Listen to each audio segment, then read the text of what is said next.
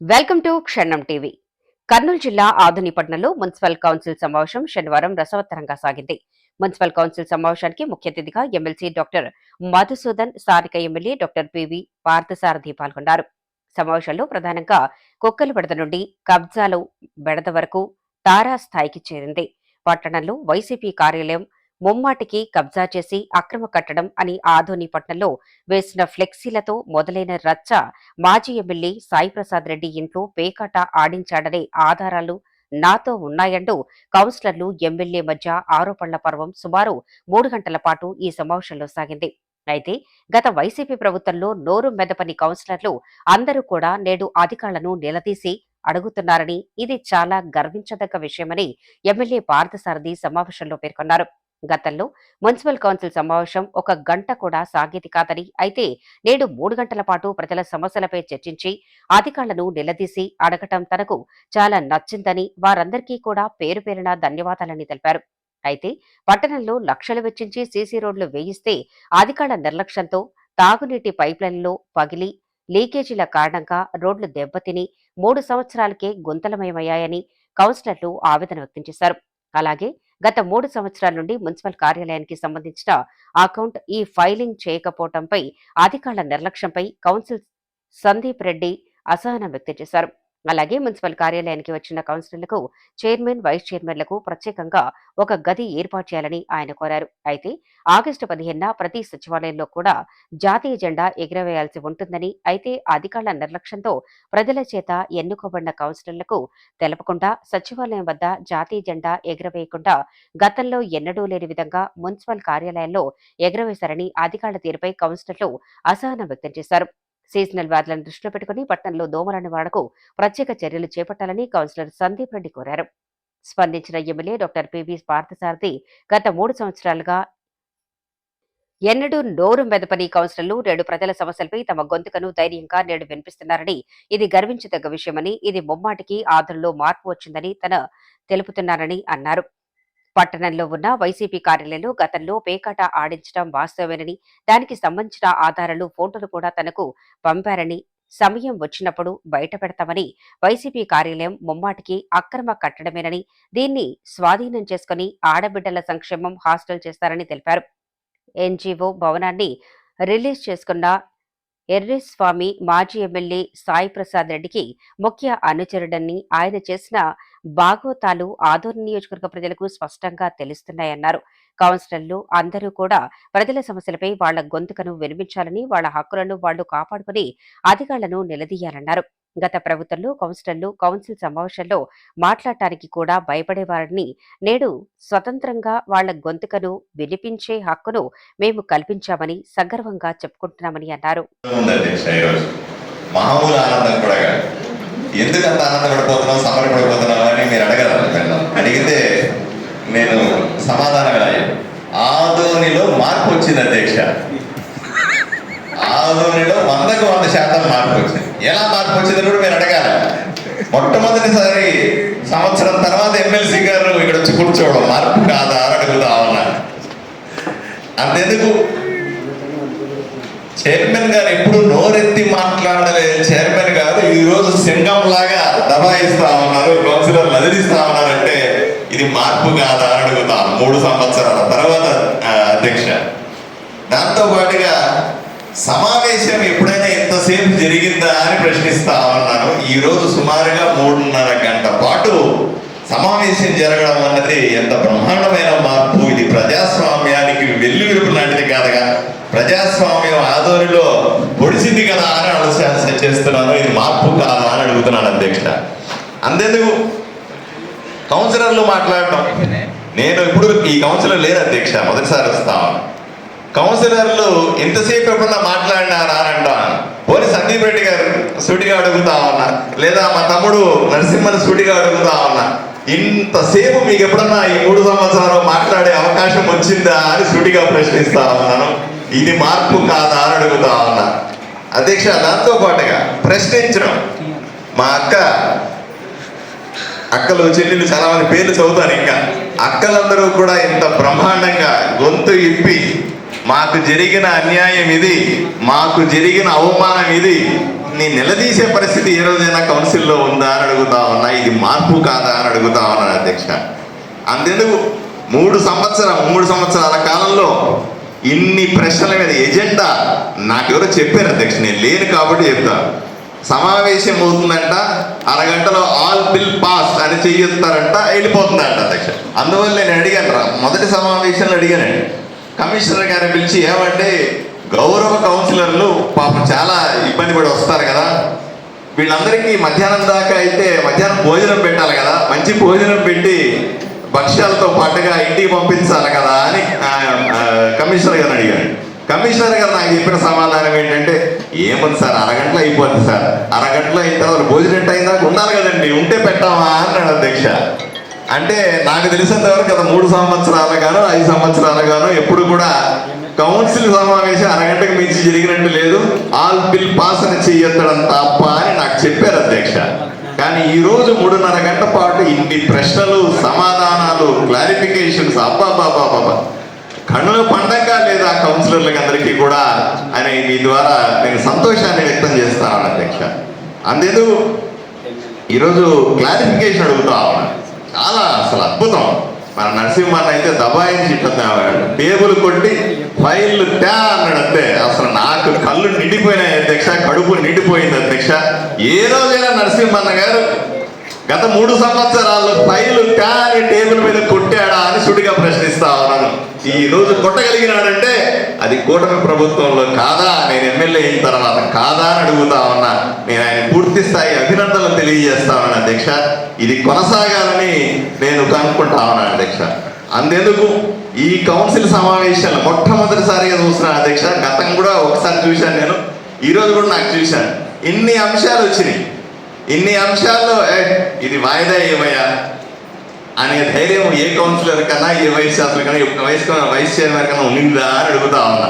మొట్టమొదటిసారిగా వాళ్ళు ఇది వాయిదా అయ్యి ఈ తర్వాత చూద్దాం మళ్ళీ మాట్లాడదామని చెప్తున్నారంటే ఇది మార్పు కాదా అని అడుగుతా ఉన్నా. ఈ విషయాన్ని కూటమి ప్రభుత్వం వచ్చిన తర్వాత, నేను ఎమ్మెల్యే అయిన తర్వాత కౌన్సిలర్లకు ఇంత ధైర్యం వచ్చింది, ఇంత మార్పు వచ్చింది కౌన్సిల్లో. దీన్ని మనస్ఫూర్తిగా అభినందిస్తూ నా సంతోషాన్ని వ్యక్తం చేస్తా ఉన్నాను అధ్యక్ష. ఇది చాలా గొప్ప విషయం. ఇంతెందుకు చివరికి మీరు చెప్పారా ఏమండి, 3 సంవత్సరాల తర్వాత నేను మొన్న కూడా అన్నా, నరసింహన్నతో అన్న కింద రూమ్లో కూర్చొని ఈ రూమ్ విషయం వచ్చినప్పుడు కూడా అన్న 3 సంవత్సరాల తర్వాత కౌన్సిలర్లకు అధికారం ఉంటుందని, కౌన్సిలర్లకు కూడా హక్కులు ఉంటాయని, కౌన్సిలర్లు కూర్చోవడానికి ప్లేస్ కావాలని డిమాండ్ చేసే పరిస్థితి ఉందంటే 3 సంవత్సరాలు ఎందుకు కోరుకున్నామన్నా అని అడిగాను అన్న. ఆయన సరే అప్పుడు పరిస్థితులు అలా ఉన్నాయని వదిలిపెట్టాడు ఆయన. అది కూడా ఈరోజు కౌన్సిల్లో బ్రహ్మాండంగా అడుగుతున్నారంటే తప్పనిసరి ఇది చేయాల్సిన అంశం. హక్కులు ఇప్పటికైనా గుర్తొచ్చినాయి, ఇంతకంటే మార్పు ఏం ఎక్స్పెక్ట్ చేస్తాము అని మీ ద్వారా నేను సంతోషాన్ని వ్యక్తం చేస్తాను అధ్యక్ష. ఇకపోతే నేను మిస్ అయిన ఒక అంశం కూడా ఉంది. నేను వచ్చేటప్పటికే పొలిటికల్ అంశం మిస్ అయింది అధ్యక్ష. నేను అప్పటికి తొందరగా డ్రైవర్ని చేశాను, నాకు కళ్ళతో చూడాలనిపించింది. ఎందుకంటే కౌన్సిల్లో ఎప్పుడు కూడా అటువంటి సన్నివేశం లేదు అని చెప్పారు నాకు. సో మొదటిసారి వచ్చిన సన్నివేశాన్ని నేను మిస్ అయిపోయినా, నా కళ్ళతో చూడలేకపోయినానే అని అనిపించింది. బట్ ఏదైనా అది పూర్తయింది. గౌరవ కౌన్సిల్ సభ్యులు కూడా లేవనెత్తారు అంశం గురించి. వాళ్ళు చెప్పింది ఏమిటంటే, ఏమంటే ఈ సంస్కృతి సరైందేనా, అసలు ఈ రకమైనటువంటి బ్యానర్లు కట్టారు, మీకు తెలిసే జరిగిందా తెలియక జరిగిందా, మీ ఫోటో కూడా ఉంది, మీ నోటీస్లో ఉందా అని అడిగారు.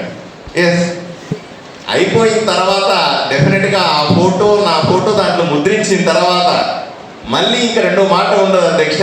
ముద్రించిందంటే నా నోటీస్లో ఉన్నట్టే అనుకోవాల్సి ఉంటుంది. ఆన్ రికార్డ్స్, అది ఆన్ రికార్డ్ ఉన్న అంశం, దాంట్లో బుకాయించేది ఏమి లేదు. నాకు తెలియకుండా కట్టారండి అట్లా ఇట్లా చెప్పడం.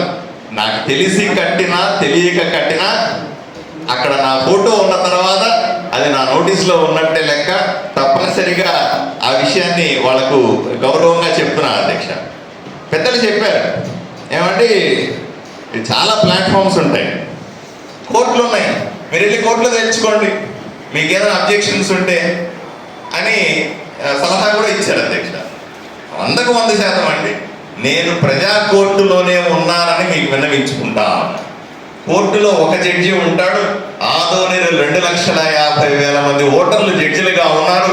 వాళ్ళ ముందు నా అంశాన్ని ముందు పెట్టాను, నా ఆరోపణలు ముందు పెట్టాను, ఫ్లెక్సీల్ని ముందు పెట్టాను.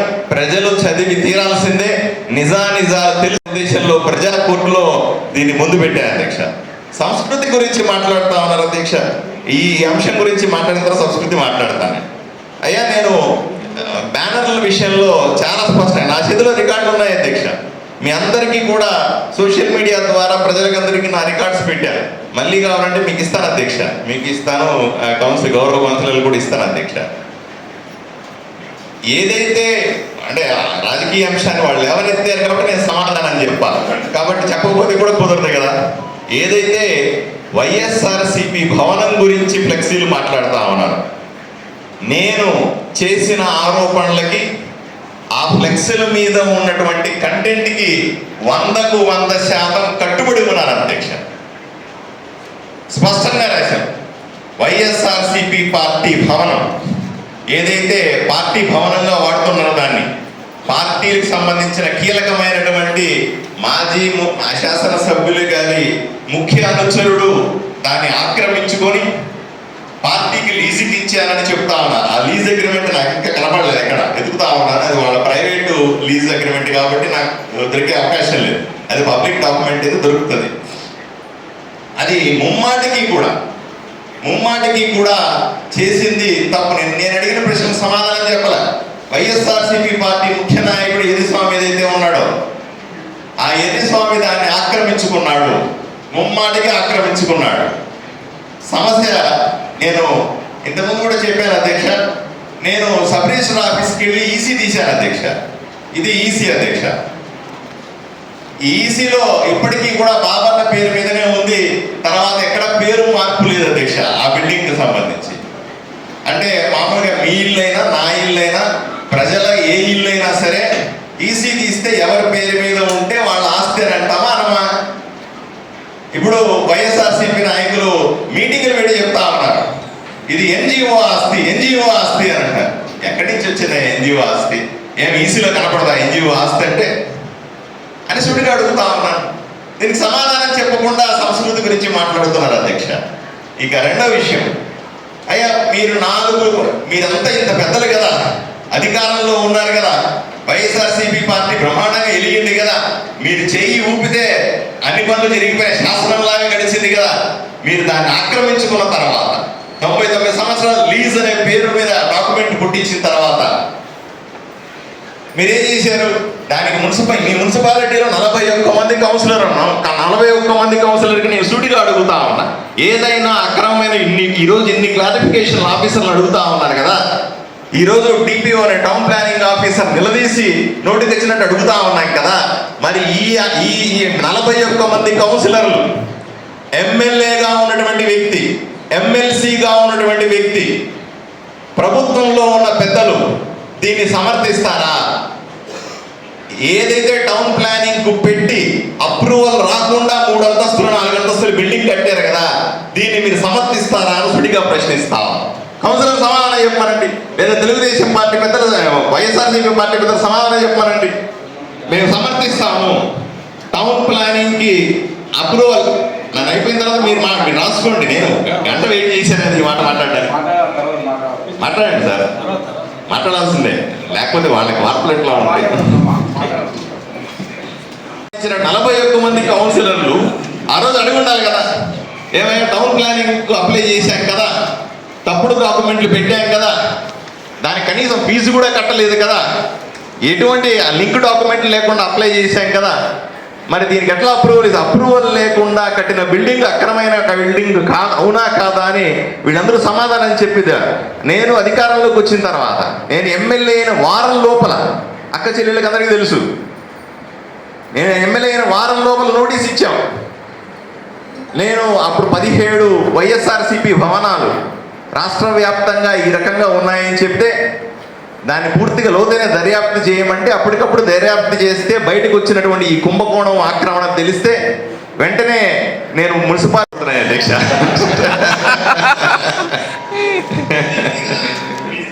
ఇది నిజమే అధ్యక్ష. ఎందుకంటే ఆరోపణలు ప్రత్యారోపణలు లేకుండా రాజకీయాన్ని, ఆరోపణలు ప్రత్యారోపణలు లేకుండా పరిపాలన నడపడం సాధ్యం కాదు అధ్యక్ష.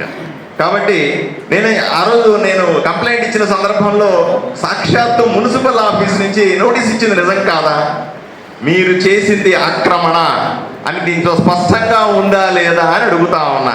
ఇది ప్రజలకు చెప్పాల్సిన అవసరం ఉందా లేదా అని అడుగుతా ఉన్నా. పోనీ మీ నోటీస్ ఇచ్చారు మున్సిపాలిటీ వాళ్ళు, ఏమైనా మీ దగ్గర అన్ని ఉదాహరణకు మీ ఇంటికి వస్తారు అధ్యక్ష, మీ ఇంటికి ఎవరన్నా వచ్చి మా ఇల్లు మాదే అన్నారు అనుకోండి, మీరు వెంటనే కోర్టుకి వెళ్తారు అధ్యక్ష. పోవా, ఇదిగో నా డాక్యుమెంట్లు చూసుకో, ఈ ఇల్లు నాదే అని అంటారు అధ్యక్ష. నేను నోటీస్ ఇచ్చిన, మున్సిపాలిటీ వాళ్ళు నోటీస్ ఇచ్చిన మరుసటి రోజు వీళ్ళు కోర్టుకి వెళ్ళారు అధ్యక్ష. ఆ ఎరిసాం అనే వ్యక్తి. ఎందుకు అంత భయం అధ్యక్ష? ఏ కారణం చేత మీరు కోర్టుకి వెళ్ళారు చెప్పాలి. మీ దగ్గర నిజంగా డాక్యుమెంట్ ఉంటే, మీ దగ్గర నిజమైన ఓనర్లు అయితే ఎందుకు కోర్టుకి వెళ్ళారో సమాధానం చెప్పాల్సిన అవసరం ఉందా లేదా వైఎస్ఆర్సీపీ పార్టీ పెద్దలకి? అక్కడ నేను ప్రశ్నిస్తా ఉన్నాను అధ్యక్ష. ప్రజలకు నిజాలు చెప్పండి అంటున్నాను. పోనీ ఇన్ని డాక్యుమెంట్లు ఫ్లెక్స్లు కట్టి వేశారు కదా, మా అభిమానులు మా కార్యకర్తలు వేశారు కదా, మరి మీరు కూడా వేయండి. మీ దగ్గర ఏమేమి డాక్యుమెంట్లు ఉన్నాయి మొత్తం వేసి ఊరంతా ఫ్లెక్స్లు కట్టచ్చు కదా. వద్దన్నామా ఏమన్నా? కట్టచ్చు కదా అధ్యక్ష. ఎందుకు కట్టరు అని సుడిగా ప్రశ్నిస్తా ఉన్నా. అంతెందుకు ఇది అయిపోయిన తర్వాత మీ ఒరిజినల్ డాక్యుమెంట్స్ మేము మళ్ళీ కంప్లైంట్ ఇచ్చినాం. ఇస్తే మున్సిపాలిటీ ఆఫీస్ నుంచి ఓ లెటర్ నోటీస్ ఇచ్చారు. ఏమైనా ఎన్జిఓ బిల్డింగ్ అని ప్రెస్ నోట్లు పెడుతున్నారు కదా, ప్రెస్ మీటింగ్లు పెడుతున్నారు కదా, ఎన్జిఓలకు సంబంధించినటువంటి స్థలము బిల్డింగు అది అని చూపించడానికి మీ దగ్గర ఏమన్నా డాక్యుమెంట్లు ఉన్నాయా అని మళ్ళీ నోటీస్ ఇచ్చారు అధ్యక్ష మున్సిపాలిటీ వాళ్ళు. లేదా చర్య తీసుకుంటామని చెప్పినారు. ఇచ్చి 5 రోజులు అయింది, దీంట్లో 3 రోజులే రాసింది అధ్యక్ష. ఇంకా 5 రోజులు అయింది ఇప్పటికి. 5 రోజులకు కూడా ఈ రోజు కూడా డాక్యుమెంట్లు మున్సిపాలిటీకి సబ్మిట్ చేశారా అని వైఎస్ఆర్సీపీ పెద్దల్ని సూటిగా ప్రశ్నిస్తా ఉన్నాను అధ్యక్ష. ఇంత స్పష్టంగా ఇది ఆక్రమించిన బిల్డింగు, అక్రమంగా కట్టిన బిల్డింగు. దీంట్లో ఇంకోటి కూడా అధ్యక్ష చెప్పారు పెద్దలు, మన కౌన్సిలర్ గారు చెప్పారు, ఏమండి మీరు ప్యాక్ ఆడుతున్నట్టుగా నిరూపించండి, నేనున్నా నా ఆఫీస్లో అంటున్నారు. సార్ అధ్యక్ష నిజం చెప్పాలని నేను చూడలేదు అధ్యక్ష అక్కడ ప్యాక్ ఆడలా. కానీ ప్యాక్ ఆట ఆడిన వాళ్ళు వచ్చి నాకు చెప్పారు అధ్యక్ష, వాళ్ళు ఫోటోలు చూపించారు అధ్యక్ష. నాకు నిజంగా తెలియదు కాబట్టి డాక్యుమెంటెడ్గా లేదు, లేకపోతే తప్పనిసరిగా అది కూడా ఫ్లెక్స్లే వేసేవాడిని అధ్యక్ష. అక్కడ ప్యాక్ ఆడిన ఫోటోలు ఇవి వేసేవాడిని, దగ్గర లేవు. ప్యాక్ ఆడిన వాళ్ళు మాత్రం నాకు చెప్పారు, చూపించారు కూడా.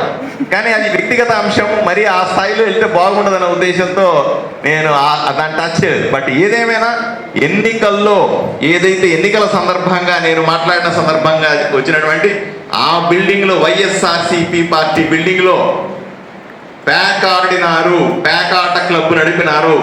సాక్షాత్తు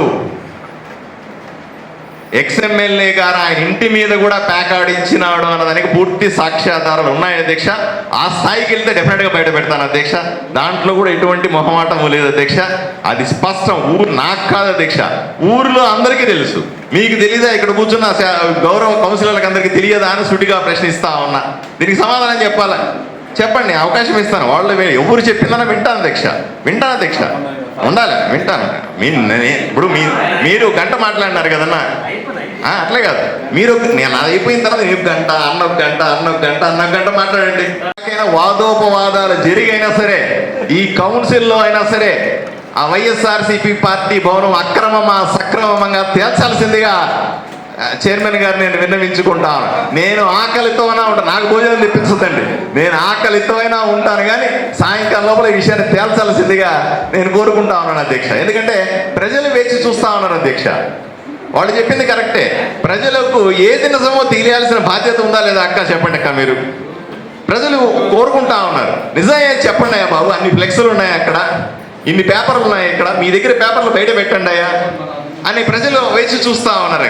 ప్రజలకు సమాధానం చెప్పాల్సిన బాధ్యత వైఎస్ఆర్సీపీ పార్టీ పెద్దలకి లేదా, కౌన్సిలర్కి లేదా, ఇంకోరికి లేదా అని సుడిగా ప్రశ్నిస్తా ఉన్నా. ఇది తప్పనిసరిగా మనము తేల్చాల్సిన అంశం. ఇది రాజకీయపరమైంది కాదు, మాత్రమే కాదు, ఈ ఊర్లో జరిగినటువంటి కబ్జాలకి ఈ ఊరిలో జరిగినటువంటి మోసాలకి ఘోరాలకి వీటిని మొదటి పెట్టారు అధ్యక్ష. ఎందుకంటే నేను మళ్ళీ మళ్ళీ చెప్తా ఉన్నాను, దాంట్లో పంచాయతీలు జరిగినాయని నేను ఆరోపిస్తా ఉన్నాను. 100% ఆ ఊర్లో జరిగినటువంటి అక్రమాలకి వైఎస్ఆర్సీపీ పార్టీ ఆఫీస్లోనే ఆజ్యం పడింది అని నేను ఆరోపిస్తా ఉన్నాను. అది నిజం కూడా, పచ్చి నిజం. అక్కడ పంచాయతీలు జరిగినాయి, అక్రమాలకు సంబంధించిన స్కెచ్ అంతా అక్కడి నుంచే జరిగింది, అక్రమాలకు సంబంధించిన ఆలోచన విధానం అంతా అక్కడి నుంచే జరిగింది. కాబట్టి తప్పనిసరిగా దాని మీద చర్చ జరగాల్సిందే, దాని సమాధానం చెప్పాల్సిందే. నేను వింటాను, మళ్ళీ సమాధానం చెప్తానని నేను మీ ద్వారా వాళ్లకు విన్నవించుకుంటాను అధ్యక్ష. ఇక మిగతా విషయాలకు వస్తాను అధ్యక్ష. ఇది వాళ్ళు చెప్పింది కూడా విన్న తర్వాత నేను మళ్ళీ దానికి రెస్పాండ్ అవుతాను. ఇంకో విషయం ఏంటంటే, లేదు సార్ ఆవేశం లేదు సార్, నా మాట తీరాలి ఉంటుంది సార్, మాట్లాడుకోవాలి, దాని ఆవేశం ఏం లేదు, కొట్టుకుంటాం అట్లే లేదు. ఇప్పుడు డోర్ అంటే వేసేయండి. అసలు నీ వార్డులో ఏం జరిగిందో నీకు తెలుసా అక్క అని అడుగుతున్నాడు అధ్యక్ష. ఎంత బాధాకరం చెప్పండి అధ్యక్ష. అది అంటే చాలా అంటే అవమానకరమైన అంశం అధ్యక్ష. అంటే మీకే తెలియకుండా ఏమీ నువ్వే నీ వార్డులో ఏమీ చేసుకోలేకపోయినావు కదక్క అన్నాడు. నా గుండె తరుక్కుపోయిందన్న మీరు ఆ మాట అనే లోపల. ఈ 3 సంవత్సరాల పాటు ఇలా ఉంటే దీన్ని ఎలా చేయమ్మా లలితమ్మ అక్క అంటది. స్వయాన నాకే గౌరవం లేనప్పుడు ఈ సభకి ఏమి గౌరవం ఉంటుంది అంటది అధ్యక్ష. అంతెందుకు, సాక్షాత్తు మా అక్క వాళ్ళ హస్బెండ్ని మాజీ ఎమ్మెల్యే గారు అన్నారట. ఇది ఆన్ రికార్డ్ అధ్యక్ష, నేను చెప్పేవి నేను సొంతంగా చెప్పట్లేదు, ఆన్ రికార్డు. ఆమె చెప్పిందానే రాసుకొని చెప్తున్నాను. నీ భార్య ఎక్కువ మాట్లాడుతూ ఉంది, నోరు లేచింది అని అన్నాడు అని చెప్తుంది. ఒక ఎమ్మెల్యే గారు ఒక గౌరవ కౌన్సిలర్ని అలా మాట్లాడినారు అని ఆన్ రికార్డు చెబుతా ఉంటే దానికి వైఎస్ఆర్సీపీ నాయకులు సమాధానం చెప్పాలి అధ్యక్ష. ఎందుకు అలా మాట్లాడినారో, ఎలా చేశారు, 3 సంవత్సరాల పాటు మమ్మల్ని అవమానించారు అని చెప్తా ఉంది. ఇప్పటికైనా కొంతమంది అంటారు ఇప్పటికైనా మనం అభివృద్ధి చేసుకున్నాం అంటే ఇప్పటిదాకా అభివృద్ధి చేయలేదనే. రెండవది అధ్యక్ష, నేను వచ్చే లోపలే 1 నుంచి 4 వరకు ఉన్నటువంటి అంశాలు వాయిదా పడినాయి. నిజమే సార్ అది? మీరందరూ కూడా 2-3 అంశాలను ఒకసారి అక్కల చెల్లారు ఒకసారి చూడండి అక్క. 2-3 అంశాన్ని ఒకసారి మీరు చూడాల్సిందిగా నేను రిక్వెస్ట్ చేస్తా ఉన్నానక్క. ఎందుకు దాన్ని రిక్వెస్ట్ చేస్తా ఉన్నానంటే, ఇవి 15వ ఆర్థిక సంఘానికి సంబంధించి మున్సిపాలిటీకి అమృత్ పథకం కింద అంటే ఇంటింటి కుళాయి మంచినీళ్లకు సంబంధించిన అంశాల కోసం సుమారుగా 133 కోట్ల రూపాయలు కేంద్ర ప్రభుత్వం ఇచ్చినటువంటి శాంక్షన్ అధ్యక్ష. ఇది ఇంటింటి కుళాయి, మనమే అంటున్నాం అభివృద్ధి చేయలేదు, ఇంటింటి కుళాయికి సంబంధించిన అంశం. దీంట్లో 60-30-10 అని శాతం ఉంటుంది అధ్యక్ష. 60% కేంద్ర ప్రభుత్వం ఇస్తే సబ్జెక్ట్ కరెక్షన్ అధ్యక్ష, 30% రాష్ట్ర ప్రభుత్వం ఇస్తే 10% మున్సిపాలిటీలు ఖర్చు పెడితే దీంట్లో డిపిఆర్లు మనం తయారు చేసుకుంటే ఈ నిధులు విడుదలవుతాయి. ఆల్రెడీ కేంద్ర ప్రభుత్వం 133 కోట్ల రూపాయలు శాంక్షన్ ఇచ్చేసింది అధ్యక్ష. దానికి డిపిఆర్లు తయారు చేసుకోవాలి. గతంలో సందీప్ రెడ్డి గారు గతంలోనే దాని పాయింట్ రేస్ చేశారు. ఏంటంటే ఈ డబ్బులు 1.5% అంటే ఏమనుకుంటున్నారు, 100 కోట్లకి, లేదా 2.1% అంటే ఎంత అనుకుంటున్నారు, దీన్ని రివైజ్ చేయండి అన్నారు. నేను చాలా సీరియస్ తీసుకున్నాను, సందీప్ రెడ్డి గారు చెప్పిన మాటను చాలా సీరియస్ తీసుకుని వర్కౌట్ చేశాను అధ్యక్ష. నేను విజయవాడకు వెళ్ళినప్పుడు ఎవరంటే మంచి మాకు ఇట్లా ఉందండి ఇది చూపించాను. ఈ ఎస్విఆర్ ఏదో కన్స్ట్రక్షన్ ఉంది అధ్యక్ష, ఈ కన్స్ట్రక్షన్ గురించి తెలుసా అంటే మాకెవరికి ఇది మంచి పాపులర్ కాదండి, ఇదంత మాకు తెలియదు దీని అన్నాను. నేను అన్నాను ఇంత రేట్లు ఉంటాయా, ఇది 2.1 1.7 అంటే అది అబద్ధం అండి, అంత ఉండవండి అని చెప్పారు. మన ఎంఈ గారిని అందరినీ అడిగానండి, మనకి ఇంతకుముందు కమిషనర్ గారిని. నేను వాళ్ళని అడిగి నాకు మంచి ఒక సంస్థని ఇవ్వండి డిపిఆర్ను తయారు చేసుకోవడానికి, రాష్ట్రంలోనో ఈ దేశంలోనో పాపులర్ సంస్థని ఇవ్వండి అన్నారు. 2-3 నెంబర్లు ఇస్తే వాళ్ళతో మాట్లాడారు. ఎంత ఛార్జ్ చేస్తారండి మీరు అన్నారు. మేము 0.5 నుంచి 0.9 లోపల ఛార్జ్ చేస్తామండి అని అన్నారు. ఇక్కడ ఎక్కువ ఉంది అని నాకు అప్పుడు సందీప్ గారు చెప్పింది కన్ఫర్మ్ అయిందండి. కన్ఫర్మ్ అయిన తర్వాత సరే దాన్ని కరెక్ట్ చేయండి అని కూడా నిన్న కూడా చెప్పానండి. ఎవరైనా కొత్త వాళ్ళు వస్తే తీసుకోండి, లేదా పాపులర్ పీపుల్ వాళ్ళ నెంబర్లు తీసుకొని వాళ్ళు ఏమైనా చేస్తారా కనుక్కోండి అని చెప్పానండి. ఒకరిద్దరు వాళ్ళని కన్సల్ట్ అయినట్టు చెప్పారు, బట్ నాకు పూర్తి సమాచారం ఇవ్వలేదు. నన్ను ఎవరు కలవలేదు అధ్యక్ష.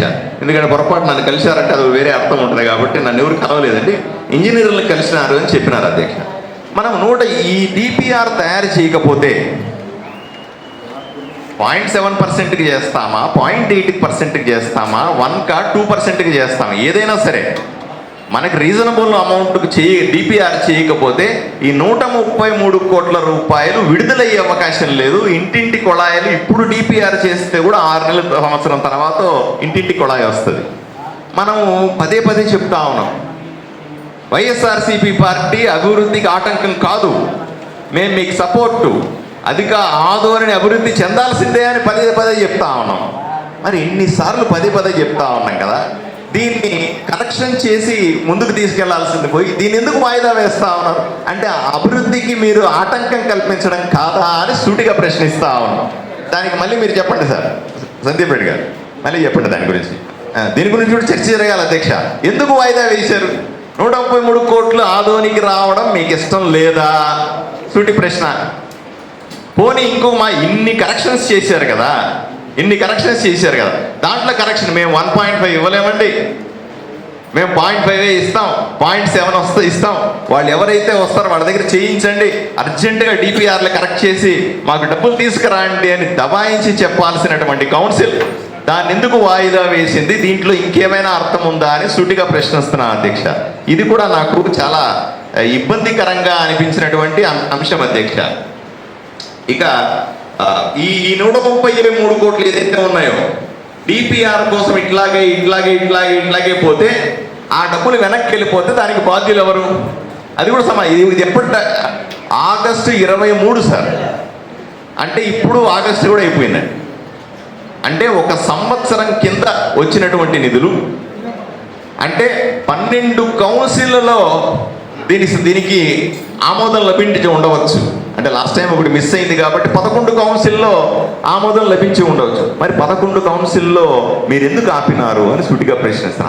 అభివృద్ధిని అడ్డుకోవట్లేదా అని సూటిగా ప్రశ్నిస్తా ఉన్నాను అధ్యక్ష. రెండవది, మా వీధుల్లో మా కౌన్సిలర్లకు పనులు జరుగుతుంటే మాకు చెప్పరా అన్నాడు. తప్పనిసరిగా చెప్పాల్సిందే అధ్యక్ష. దాని గురించి ఆలోచన చేయాల్సిన అవసరమే లేదు అధ్యక్ష. దాని గురించి మనము మాట్లాడాల్సిందే. ఇక నాగరత్నమ్మ గారు చాలా సంతోషం వేసింది ఏంటంటే వెళ్ళిపోయారు ఆవిడ. నాకు ఖర్చు చూపించండి అన్నారు. ఎంత మంచి పరిణామం అధ్యక్ష ఇది. 3 సంవత్సరాల తర్వాత కౌన్సిలర్లు వేసి నాకు ఏం ఖర్చులు అయినాయి జమా ఖర్చులు చూపించండి అనడం ఎంత గొప్పగా అనిపించింది. దీన్నే కదా స్వేచ్ఛ అంటారు. నేను పదే మాట్లాడతాను 2 పదాల గురించి, మార్పు స్వేచ్ఛ అంటే ఇదే కదా స్వేచ్ఛ అంటే కదా. రెండోది, కౌన్సిలర్ గారు చెప్తున్నారు చెత్త పన్ను గురించి మాట్లాడతా, దాన్ని కూడా మనము వాయిదా వేసాం. చెత్త పన్ను గురించి ఎక్స్ప్లెయిన్ చేస్తూ గత ప్రభుత్వంలో చెత్త తీసుకుపోవడానికి 2 రూపాయలు చెప్పున 60 రూపాయలు తీసుకుంటే చెత్త నేరుగా బండిలో నుంచి బయటికి వెళ్ళిపోయేదండి. దాన్ని కొనసాగించాల్సి పోయింది, దాన్ని ఆపేశారు ప్రభుత్వం రాగానే. చంద్రబాబు గారి నాయకత్వంలో, పవన్ కళ్యాణ్ గారి నాయకత్వంలో చెత్త పన్ను అన్నది చాలా సీరియస్ అంశం అధ్యక్ష. మనం చూడడానికి 2 రూపాయలలా కనిపిస్తుంది. 2 రూపాయలు ఎక్కడ? కేవలం కొన్ని ఇళ్లకు మాత్రమే. అదే కమర్షియల్కి వస్తే ఓ రకంగా, పెద్ద ఆఫీసులకు వస్తే ఓ రకంగా, హాస్పిటల్లకు వస్తే ఒక రకంగా, ఈ రకంగా రకరకాల స్లాబుల్లో పనిచేస్తుంది అధ్యక్ష. ఈ పన్ను చాలా దుర్మార్గమని నేను రాజకీయంగా కూడా ఎమ్మెల్యే కాకముందు ఎన్నో డిబేట్లు వాదించాను అధ్యక్ష. చెత్త పన్ను వల్ల ఇబ్బందులు వస్తున్నాయి అని. ప్రభుత్వం రాగానే చెత్త పన్ను నిషేధించింది.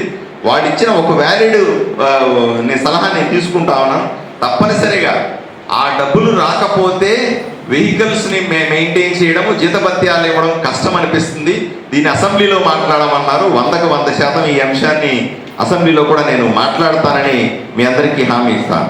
నాకు ఇక్కడ ఇంకొక బాధాకరమైన అంశం ఏంటంటే, చెత్త ఎత్తే వాళ్ళకి, డ్రైవర్లకి జీతభత్యాలనే మనం వాయిదా వేసామండి. సంతోషం. పాస్ అయిందా? లేదు, నాకు తెలిసినట్టు వాదే చేశారు. పాస్ చేశారు, సంతోషం. వేసింటే ఆ అంశం వేరే ఇంకేమి ఆ అంశం గురించి మాట్లాడాల్సిన అవసరం లేదు. రెండోది, పాట్ హోల్స్ కుంభకోణం అధ్యక్ష. ఆదోనిలో నేను నిన్ననే టెండర్కి సంబంధించినటువంటి కాగితం ఒకటి చూశాను అధ్యక్ష. 6 అంశాలు potholes potholes potholes potholes అని ఊరికే వేశారు. చివరికి తమ్ముడు 5-6 వార్డులు కనిపించవా అన్నాడు చివరికి.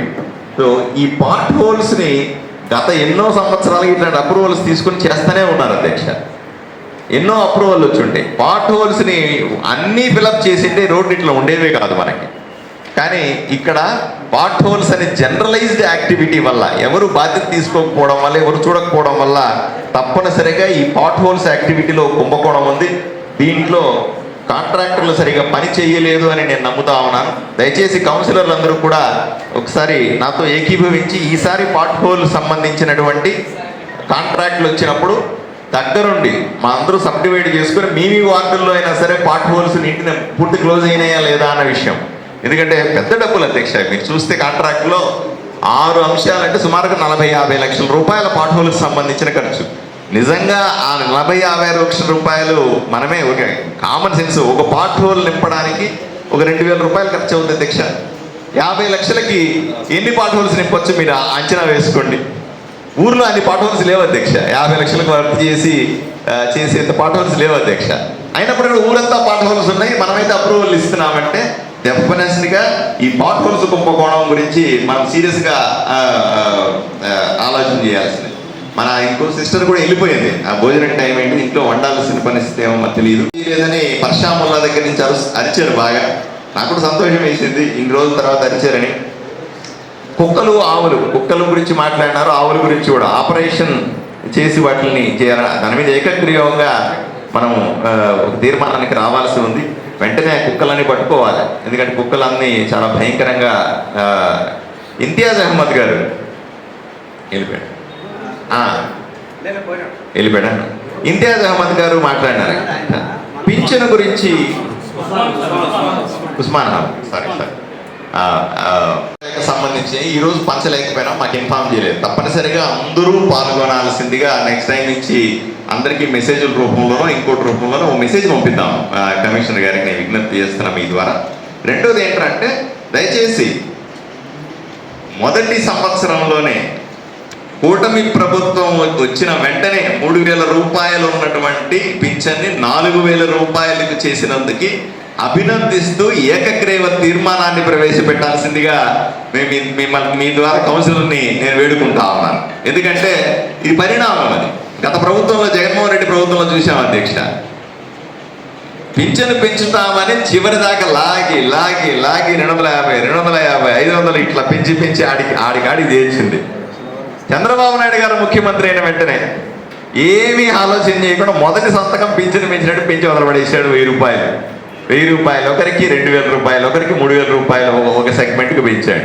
దీన్ని అభినందించాల్సిన అవసరం ఉందా లేదా అని మిమ్మల్ని నేను కోరుకున్నాను. అంతెందుకు, మొట్టమొదటిసారిగా చరిత్రలో రేపు 1వ తారీఖు ఆదివారం ఉంటుందన్న ఉద్దేశంతో ఒకరోజు ముందే శనివారమే పింఛన్ల పంపిణీ పొద్దున 5:30 నుంచే మొదలయ్యి ఇప్పటికీ 50-60% పూర్తయింది. సాయంకాలానికి 90% పూర్తయ్యేలాగా కనిపిస్తూ ఉంది. ఇంత అద్భుతమైన పని చేస్తున్నటువంటి కూటమి ప్రభుత్వాన్ని అభినందించాల్సిందిగా వైఎస్ఆర్సీపీ కౌన్సిలర్ని అందరినీ కూడా నేను కోరుకుంటా ఉన్నాను. ఇది తప్పనిసరిగా మనము ఇంకా ఆయనే అన్నారు, నాకు ఒక తమాషా అనిపించింది. అహ్మద్ గారు అన్నారు, మాట్లాడుతూ స్లిప్ అయ్యారు అంతే. నాకు కూడా పవర్ ఉంటుంది తెలుసా అధ్యక్ష అన్నాడు. శభాష్ అనిపించింది. ఇన్ని రోజులకి, ఇన్ని సంవత్సరాలకి కౌన్సిలర్కి నాకు కూడా పవర్ ఉంటుంది అని గుర్తొచ్చిందంటే ఇది అద్భుతం కాదా ఆదోనిలో అని అడుగుతా ఉన్నాను అధ్యక్ష. ఈ రకమైన చురుకుదనం, ఈ రకమైన ధైర్యం, ఈ రకమైన మాటలు ఉండాలి అధ్యక్ష. కౌన్సిల్లో కానీ, అసెంబ్లీలో కానీ, పార్లమెంట్లో కానీ ఉండాల్సిందే అధ్యక్ష. ఉంటేనే ఊరికి ఉపయోగం జరుగుతుంది అంటారు, ఉంటేనే చర్చ ఉంటుందని మాత్రం చెప్తా ఉన్నా. అక్క పార్వతి, మా కూటమి గౌరవనీయులైనటువంటి సింగం అక్క చెప్తా ఉంది, 3 సంవత్సరాల నుంచి నేను మాట్లాడుతూనే ఉన్నాను, ఎవరు రాని మాట్లాడలేదని చెప్పింది, నరిసింది. లేదక్క నువ్వు మాట్లాడినట్టుగా రికార్డ్స్ ఉన్నాయి, నేను కూడా చూశాను వాటిలన్నింటినీ కూడా. ఎవ్వరు దాన్ని డిబేట్ చేసే ప్రశ్న లేదు. నువ్వు ఇట్లాగే బ్రహ్మాండంగా కంటిన్యూ చేసి మాట్లాడుతూ ఉండండి. నా బాధ ఏంటంటే నువ్వు చెప్పిన దాంట్లో ఒకటి నాకు చాలా బాధాకరమైన విషయం, నువ్వు కౌన్సిలర్ అయినప్పటికి కూడా 3 ఏళ్ళు కనీసం జెండా వందనానికి జెండాను నన్ను ముట్టనీయలేదన్న చూసావా? అది చాలా సీరియస్ అంశం అక్క. అది చాలా దారుణం అంటే దారుణం. అప్పటి ప్రభుత్వం అలా చేసింది కాబట్టే చిత్తుగా ఓడించారు జనాలు, మనలందరినీ గెలిపించారక్క బ్రహ్మాండంగా. మనం ఎప్పుడు అట్లా చేయొద్దక్క. మనం గెలిచినామని వాళ్ళు చేసినట్టుగా మనం చేయకూడదని నేను మళ్ళీ చెప్తాను అధ్యక్ష. ఇప్పుడు అక్రమంగా కట్టినటువంటి బిల్డింగ్ని వైఎస్ఆర్సీపీ పార్టీ కార్యాలయాన్ని కూల్చేయమంటారు. కూల్చేయండి అంటారు. అబ్బాయి మేము కూల్చే ప్రభుత్వం కాదు. ఎట్టి పరిస్థితుల్లో మేము రాజకీయ కక్షలు తీర్చుకునే ప్రభుత్వం కాదు. చంద్రబాబు నాయుడు గారు, పవన్ కళ్యాణ్ గారు మాకు మళ్ళీ చెప్పారు అధ్యక్ష, కక్ష రాజకీయాలు లేదు మన దగ్గర ఏదైనా సరే. అందుకని నేను ప్రపోజల్ కూడా పెట్టాను అధ్యక్ష. అది ప్రభుత్వ బిల్డింగే, ముమ్మాటికి ప్రభుత్వ బిల్డింగే, ప్రజల ఆస్తి.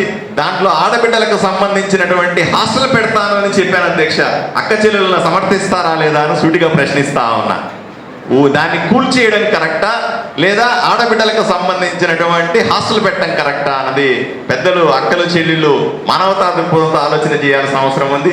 ఏది ఏమైనా చెప్తున్నాను అధ్యక్ష, ముమ్మాటికి ఎప్పటికైనా సరే అది నా ఆడబిడ్డలకు సంబంధించిన హాస్టల్ అధ్యక్ష. దాన్ని కూల్చం 100కు 100% దాన్ని ఆక్రమించుకుంటాం, దాన్ని తీసుకుంటాం, దాన్ని సీజ్ చేస్తాం. 100కు 100% దాంట్లో హాస్టల్ పెట్టి చూపిస్తానని మీకు అందరికీ కూడా, ఆధునిక ప్రజలందరికీ కూడా నేను హామీ ఇస్తాను అధ్యక్ష. దాన్ని అక్క పార్వతి అక్కకి గట్టిగా తప్పట్లు కొట్టింది కాబట్టి అంకితం చేస్తా ఉన్నా. మమ్మల్ని దిష్టి బొమ్మలు చేశారని చెప్పింది భారతక్క. ఏందక్క అసలు బాధ వేస్తుంది, మేము చెప్పిన అని చెప్పారు. మా లలితక్క అయితే మా దగ్గర ఒక నియంత్రణ పెట్టినాడు అని చెప్పింది. మీరు పోవద్దండి మేము వార్డులకు అని చెప్పాడు మాజీ ఎమ్మెల్యే అని చెప్పింది. ఆన్ రికార్డ్ అధ్యక్ష. నేనేం ఆరోపణలు చేస్తాను, కొన్ని ఆరోపణలు నేను చేసి ఉండొచ్చు, కానీ ఇవన్నీ ఆన్ రికార్డ్ అక్క చెబుతుంది. ఒక నియంత్రణ పెట్టినాను, నువ్వు అప్పకపోవాల్సిన పని లేదు, నువ్వు హుకుం జారీ చేసినాడని చెప్తా ఉన్నాను. ఇంతకంటే దారుణం, ఇంతకంటే దుర్మార్గమైన పాలన ఎక్కడన్నా ఉంటుందా అని సూటిగా ప్రశ్నిస్తా ఉన్నా. ఇవన్నీ మనము వైఎస్ఆర్సీపీ పార్టీ నాయకుల నుంచి నేను ఎక్స్పెక్ట్ చేస్తున్నటువంటి సమాచారం, సమాధానాలు అధ్యక్ష. బట్ ఏదేమైనప్పటికీ కూడా దయచేసి గౌరవ సభ్యులందరూ కూడా రెస్పాండ్ అవ్వాలనుకుంటున్నారు కాబట్టి వాళ్ళు రెస్పాండ్ అయిన తర్వాత నేను మళ్ళీ రెస్పాండ్ అవుతాను అధ్యక్ష. తప్పనిసరిగా ఇంతలో కూడా భోజనం తెప్పించి లేదా స్నాక్స్ ఇప్పిస్తే వాళ్లకు కంఫర్టబుల్గా ఉండేది. ఇప్పుడు ఇక అయ్యేది కాదు అధ్యక్ష, ఇది జరగాల్సిందే. ఇట్లా జరిగితేనే ప్రజాస్వామ్యం. ఇప్పుడు ఈ కౌన్సిల్ సమావేశాలు కానీ, అసెంబ్లీలు కానీ, పార్లమెంట్ ఎందుకు చేస్తాం అధ్యక్ష? ఒక అధికార పక్షం, ఒక ప్రతిపక్షం ఉండి ఒక ఆరోపణ, ప్రత్యారోపణలు, ఒక ఆలోచన ఇవన్నీ చేసి ప్రజల ముందు పెడితే ప్రజలు నిర్ణయించుకుంటారు ఏది నిజమో ఏది అబద్ధమని. కాబట్టి అందరి సభ్యుల్ని అన్ని అంశాల మీద దయచేసి మాట్లాడాల్సిందిగా కోరుతా ఉన్నాను. మళ్ళీ నేను రెస్పాండ్ అవుతాను. ఎమ్మెల్సీ గారు తిరుపతికి వెళ్తానంటే ఒప్పుకోము. ఇంత హాట్గా ఉన్న సందర్భంలో తిరుపతి ప్రోగ్రామ్ని ఒక 2-3 గంటలు పోస్ట్పోన్ చేసుకున్న ఇబ్బంది లేదని తెలియజేస్తూ ఈ అవకాశం ఇచ్చిన మీకు ధన్యవాదాలు తెలుపుకుంటున్నాను. యాక్చువల్లీ మంచి ఆంటర్‌ప్రెన్యూర్ అధ్యక్ష. సో దాని ప్రకారం ఒక బోర్డు మీటింగ్ ఎట్లా జరుగుతుందో అంత నీట్గా సభ నడుపుతున్నారు అధ్యక్ష. దానికి చాలా సంతోషం అధ్యక్ష. అధ్యక్ష నాకు చిన్న డౌట్ అధ్యక్ష. ఇందాకే సార్ మాట్లాడుతున్నాడు జిఎస్టీ రిటర్న్స్ గురించి.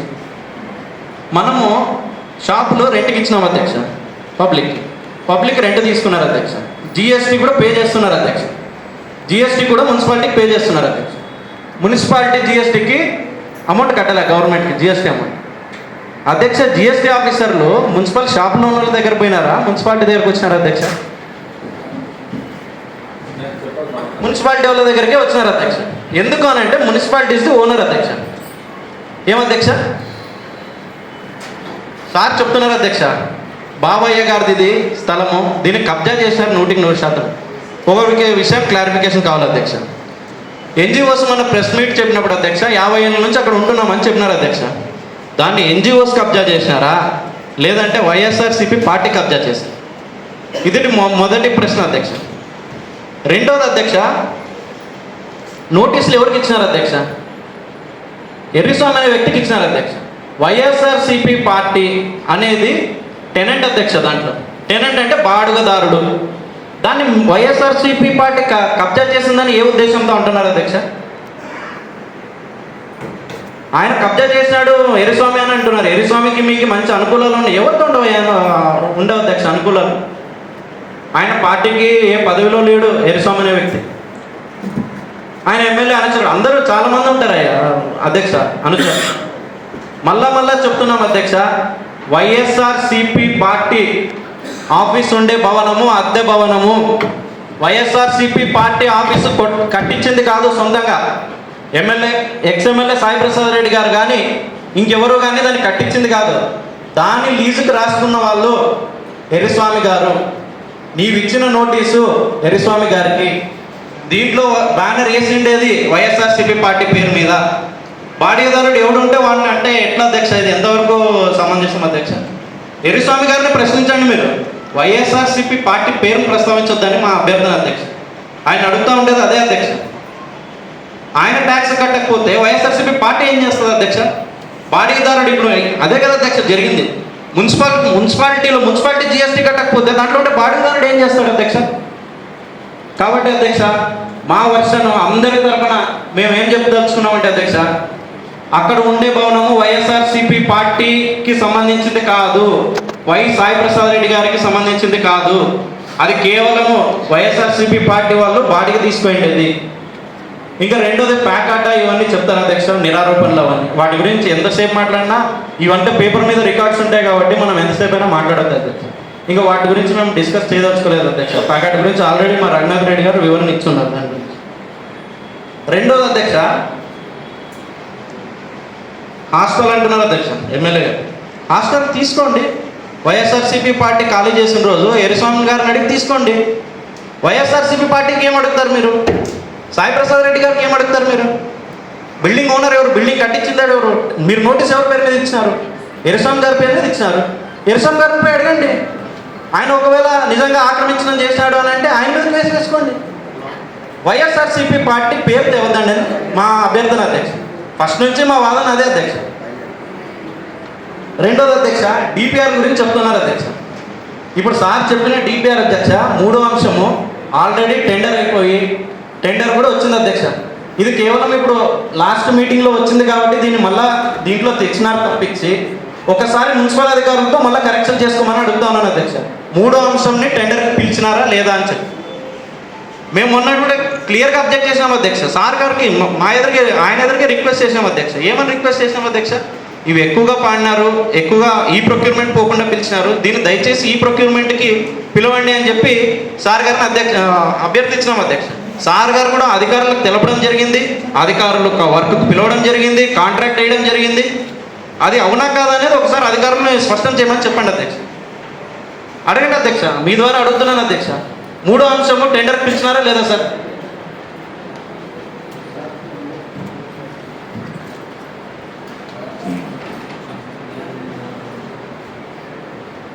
సార్ చెప్పిన weaker section colony pipe line అంటున్నారు కదా, అది దాని గురించి అడుగుతున్నా. మూడో అంశం సార్ అది. సార్ అంటే పైప్ లైన్ గురించి చెప్పారు కదా. ఇప్పుడే 19,90,00,000 ఒక్కటి పిలిచాం. 12,90,00,000. ఏది సార్? మళ్ళీ ఒకసారి చెప్పండి సార్. అదే సార్, ప్రొవైడింగ్ ఇది వాటర్ సప్లైనా వేస్ట్ సప్లైనా అధ్యక్ష, దాంట్లో తప్పు చేసినారు. Water supply to weaker section colonies in Adoni municipality. Sir తెచ్చిన ప్రస్తావన కూడా అదే కదా, అదే చెప్తా ఉన్నాను సార్. ఫర్ యువర్ కన్ఫర్మేషన్, దాన్ని ఆల్రెడీ టెండర్ పిలుచున్నారు సార్. టెండర్ కూడా అయిపోయింది. ఒకసారి మీరు మళ్ళీ వెరిఫై చేసుకోవాల్సిందిగా తెలియజేస్తా ఉన్నాను సార్. మూడోది వచ్చేసి అధ్యక్ష, ఇది ఎంతవరకు ఇక్కడ మాట్లాడడం కరెక్టో తెలియదు కానీ సార్ చెప్పినాడు పెన్షన్ 4,000 ఇచ్చినందుకు అందరు అభినందించి ఏదో చెప్పారు సార్, అది రావట్లేదు. అభినందించి రెజల్యూషన్ పాస్ చేయమని చెప్పారు సార్. తీర్మానం అదే ఏకగ్రీవంగా తీర్మానం పాస్. సంతోషం అధ్యక్ష, 4,000కి అభినందిస్తాము.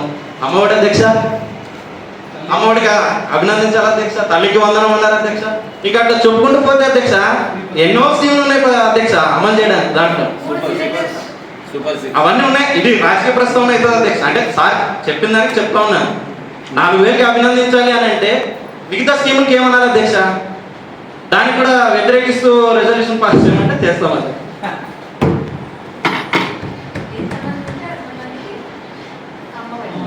సో మనం ఇక్కడ డిస్కషన్ అంటే ఆయన కౌన్సిలర్ గారు చెప్పలేదు 4,000 నేను వస్తానని చెప్పారు. బట్ సార్ చెప్పారు కాబట్టి చెప్తా.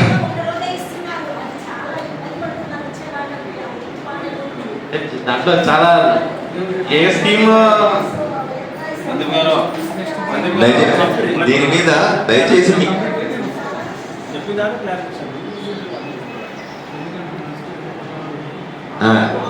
ఈ ప్రభుత్వ పంపిణీ గురించి ఏదన్నా సలహాలు సూచనలు ప్రభుత్వానికి ఉంటే దయచేసి ఇవ్వాల్సిందిగా, ప్రజల వైపు నుంచి ఫీడ్బ్యాక్ ఏదన్నా ఉంటే ఇస్తే కూడా నేను పై పాస్ ఆన్ చేస్తాను ఖచ్చితంగా.